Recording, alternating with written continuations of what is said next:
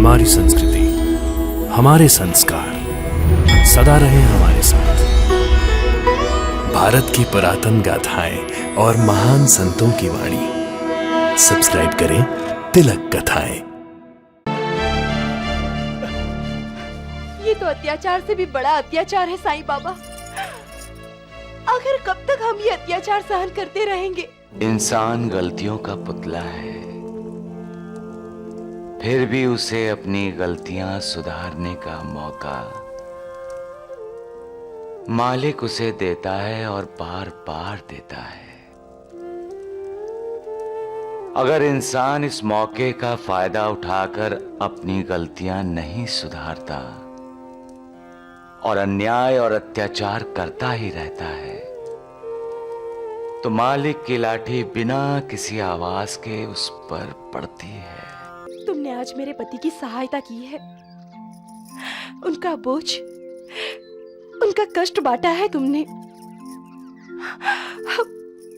मैं तुम्हारी बहुत कृतज्ञ हूँ। तुम सिर्फ एक जानवर ही नहीं हो, हमारे परिवार का एक हिस्सा हो। गोपाल भैया तो खेत गए हैं और उन्हें खेती की तुमसे ज्यादा फिक्र है। नहीं माजी, नहीं माजी, माजी मुझे मत निकालिए। माजी मैं कहाँ जाऊंगी? माजी तू अब इस घर से निकल। मत निकालिए माजी। माजी ने मुझे घर से निकाल दिया। बहुत निर्दयी है तेरे ससुराल वाले। पर तू यहाँ मैं उनका इंतजार कर रही हूँ। इंतजार क्यों कर रही है? जाओ खेत पर जाकर मिलो उससे और बताओ उसे कि उसके घर वाले कितने पत्थर दिल हैं।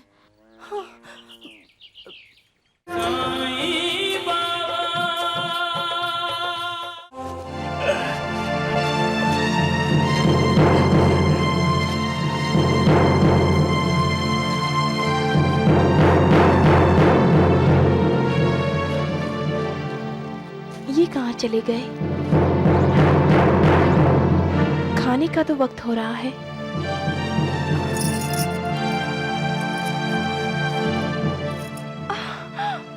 ये क्या?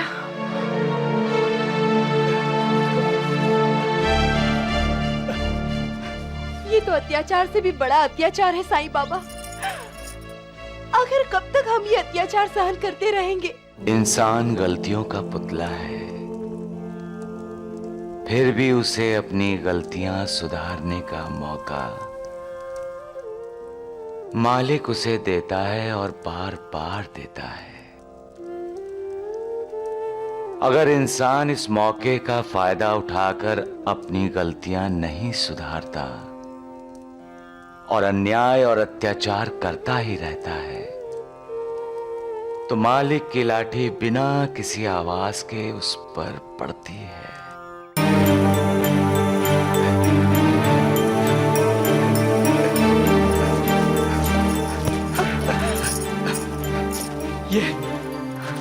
ये क्या कर रही हो तुम? आपका साथ दे रही हूँ जी। तुम्हें तकलीफ होगी शकू। आपको भी तो तकलीफ हो रही है। आपकी तकलीफ में कुछ तो कम करूंगी।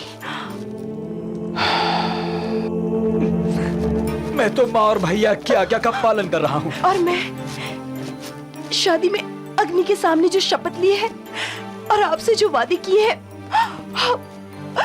उसी का पालन कर रही हूँ। याद है, हम दोनों ने एक दूसरे से वादा किया था कि हम सुख में और दुख में भी एक दूसरे का साथ देंगे। हट जाओ शकू। नहीं, तुम हट जाओ।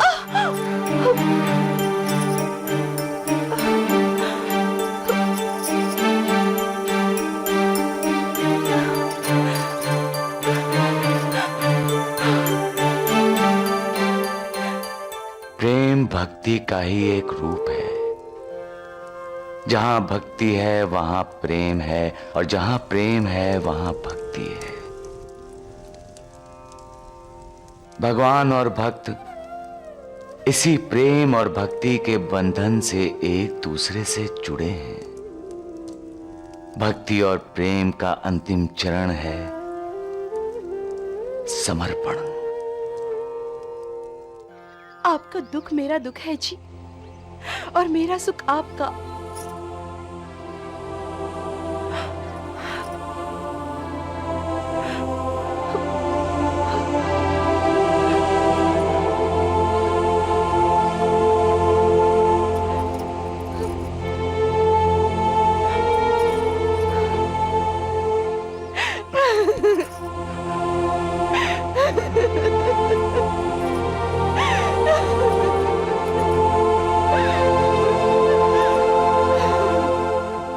जब भक्त पूर्णतया अपने आप को भगवान को समर्पण कर देता है, तब भगवान और भक्त एक हो जाते हैं। उनमें कोई दूजा भाव नहीं रहता। यही समर्पण जब पति और पत्नी में होता है तो वो भी एक हो जाते हैं और उनकी उन्नति और उत्कर्ष का समय शुरू हो जाता है। तुमने आज मेरे पति की सहायता की है, उनका बोझ, उनका कष्ट बांटा है तुमने। मैं तुम्हारी बहुत कृतज्ञ हूं। तुम सिर्फ एक जानवर ही नहीं हो, हमारे परिवार का एक हिस्सा हो।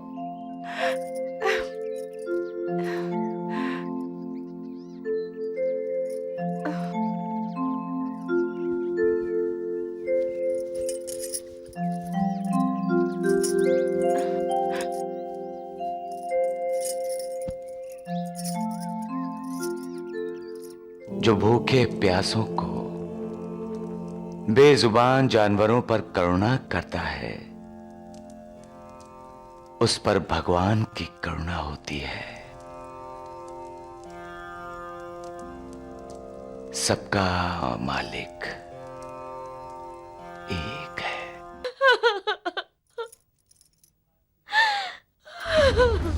संभाजी ने तो अचानक हम पर बिजली गिरा दी। बिजली उन्होंने नहीं, इस मनुष्य ने गिराई है। मैंने क्या किया है ननन जी? मेरी ब्याता जिंदगी में आग लगाकर पूछती है कि तूने किया क्या है। लेकिन माँ जी, मैंने कुछ नहीं किया है। मैं कहाँ गई हूँ ननन जी के ससुराल? वहाँ आने की जरूरत थी तुम्हें? तुमने यह राहता में रहकर ही जो करना था सब कर लिया। माँ, इसी ने मेरे पति से यह राहता में ही कहा कि वो मुझे यहाँ से ले जाए, क्योंकि मैं इसे बहुत दुख देती हूँ। नहीं, ये सब झूठ है। मैंने ऐसा कुछ नहीं कहा। भैया, इसी मनहूस ने उनसे कहा कि वो मुझे यहाँ से ले जाएंगे तो ये यहाँ चैन से रह सकेगी। पता नहीं इसने मेरे खिलाफ क्या क्या उनके कानों में भरा था जो वो मुझे वापस छोड़कर चले गए। माँ, इसी ने मेरा घर बर्बाद किया है, आग लगाई है मेरे सुख चैन में। मैंने ऐसा कुछ भी नहीं बोला था उन्हें। जिस घर में रहती हो उसी घर के सदस्यों की बुराई करती हो तुम शकुंतला। नहीं जेठ जी, मैंने ऐसा कुछ नहीं कहा है। नन्ही जी झूठ बोल रही हैं। अच्छा, मेरी बेटी झूठी और तू सच्ची हैं? रुको माँ, अभी सच और झूठ का पता चल जाएगा। तुम राहता में संभाजी जादव से मिली थी? अरे बोलती क्यों नहीं? हाँ? मिली थी। संभाजी जादव को क्या कहा तुमने? मैंने यही कहा था कि ननन जी आपका इंतजार करती हैं, आप उन्हें साथ लेकर जाएं। देखा, बोला ना इसने सच। नालायक!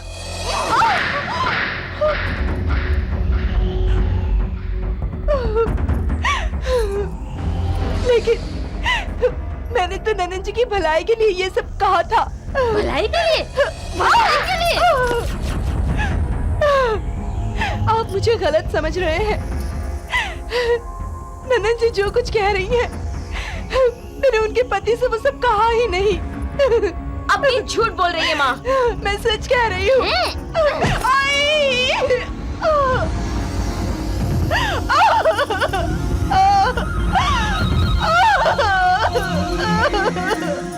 से ही मैं चिल्लाई थी जब उन्होंने मुझ पर हाथ उठाया था। तब तुमने संभाजी जादव के कान भरकर मेरी बहन पर अत्याचार करवाया था। नहीं, मैंने ऐसा कुछ भी नहीं कहा। जो अपने घर वालों के खिलाफ साजिश करे उसके लिए इस घर में कोई जगह नहीं है। इसे घर से बाहर निकालो। नहीं, मैंने कोई साजिश नहीं की है। तुमने मेरी बेटी को अपने ससुराल से बुलवाया है ना? अब मैं तुझे तेरे ससुराल से निकालती हूँ।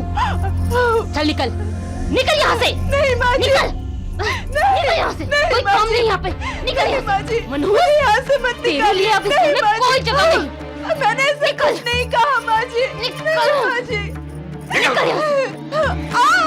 नहीं माँ जी, माँ जी मैंने ऐसा कुछ नहीं किया है माँ जी। मैं आपके हाथ जोड़ती हूँ माँ जी, मैं आपके हाथ जोड़ती हूँ माँ जी, मैं आपके पाँव पड़ती हूँ, मुझे यहाँ से मत निकालिए। मैंने ऐसा कुछ नहीं किया है माँ जी। नहीं, तू निकल, चल निकल। मैं हाथ जोड़ती हूँ, मेरा विश्वास कीजिए माँ जी। माँ जी मत निकालिए, एक बार उन्हें आने दीजिए माँ जी। फिर क्या होगा? गोपाल भैया तो खेत गए हैं और उन्हें खेती की तुमसे ज्यादा फिक्र है। नहीं माँ जी, नहीं माँ जी, माँ जी मुझे मत निकालिए। माँ जी मैं कहाँ जाऊँगी माँ जी? तू अब इस घर से निकल। मत निकालिए माँ जी।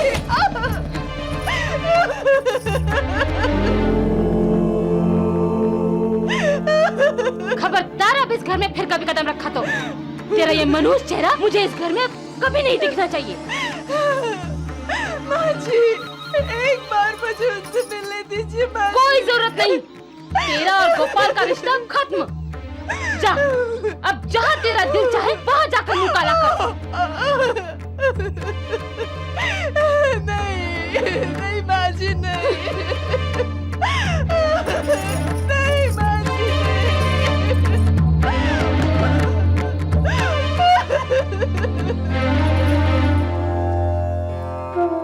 मालिक, तू रहीम है, रहम कर, रहम।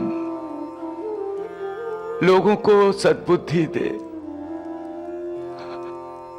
वो ये क्यों भूल जाते हैं कि अन्यायियों का, अत्याचारियों का हमेशा दमन हुआ है?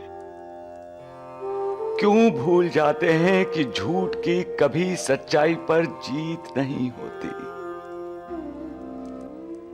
ये पाप है, अधर्म है।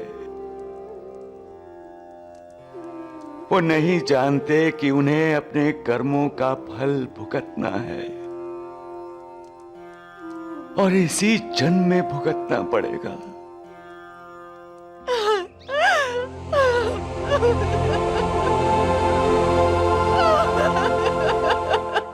तूने मुझे भेजा है लोगों का दुख दर्द दूर करने के लिए,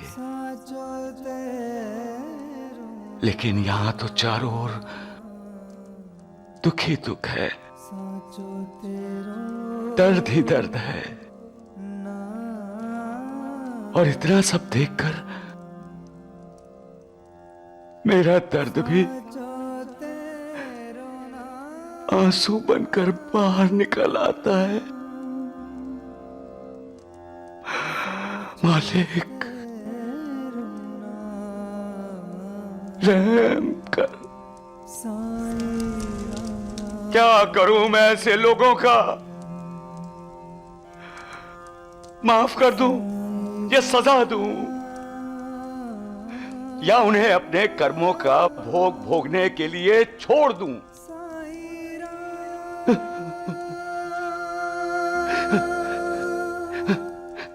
तूने भी तो शिशुपाल के 100 अपराध पूरे होने तक इंतजार किया था। मैं भी इनके 100 अपराध पूरे होने तक इंतजार करूं? लेकिन तब तक मेरे भक्त के बहते आंसू कैसे रुकेंगे? कौन रोकेगा मालिक, कौन? राह दिखा मालिक, राह दिखा।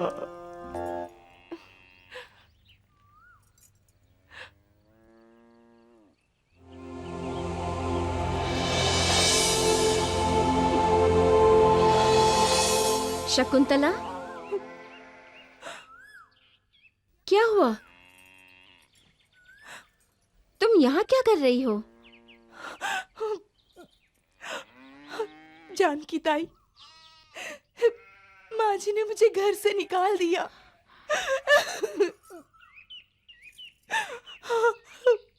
बहुत निर्दयी है तेरे ससुराल वाले। पर तू यहाँ मैं उनका इंतजार कर रही हूँ। इंतजार क्यों कर रही है?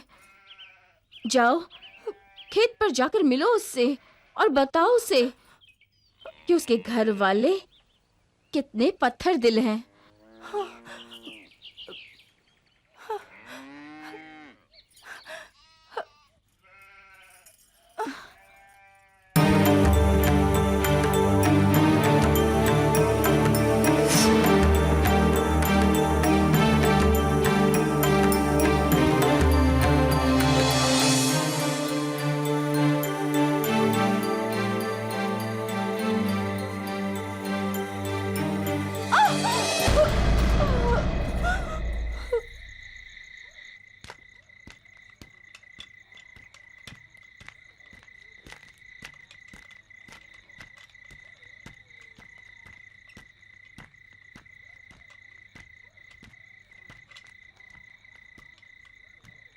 अरे, ये कौन है जो इस समय यहां पड़ी है?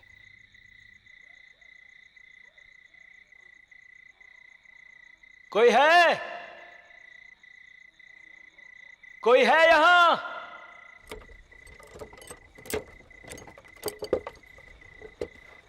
रुको! अरे रुक जाओ!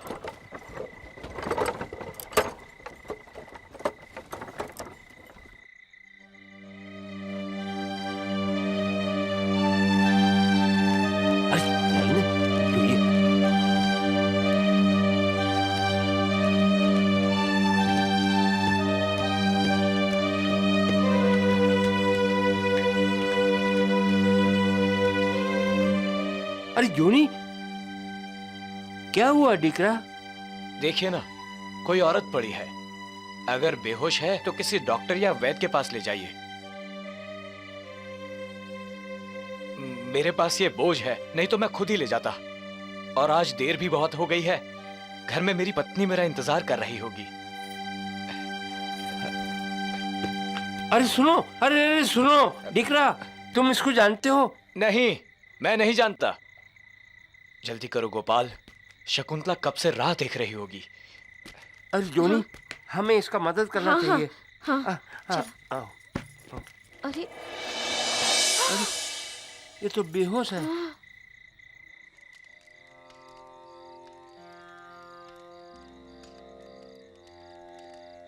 साईनाथ, किसी का इंतजार कर रहे हैं आप? इंतजार खत्म हो गया महालसापति। किसकी बात कर रहे हैं आप? उसकी जिसने अपने विरुद्ध वातावरण में अपने दिमाग पर काबू रखा, मानसिक संतुलन खोया नहीं और भगवान पर श्रद्धा उसकी अटल रही। महालसापति जिसने अन्याय और अत्याचार सहन करते समय भी अपने भगवान पर श्रद्धा कायम रखी। मेरे उस भक्त के अब बुरे दिन समाप्त हो चुके हैं। कल का उगने वाला सूरज उसके लिए सब कुछ अच्छा ही लाएगा और जिंदगी के हर पहलू में उसे खुशियां ही खुशियां मिलेंगी। जो अनन्य भाव से मेरा चिंतन करते हैं, जो निष्काम भाव से मेरी उपासना करते हैं, जो नित्य मेरे साथ जुड़े रहते हैं, उनकी अप्राप्य की प्राप्ति और प्राप्त की रक्षा का भार मैं स्वयं वहन करता हूं। सबका मालिक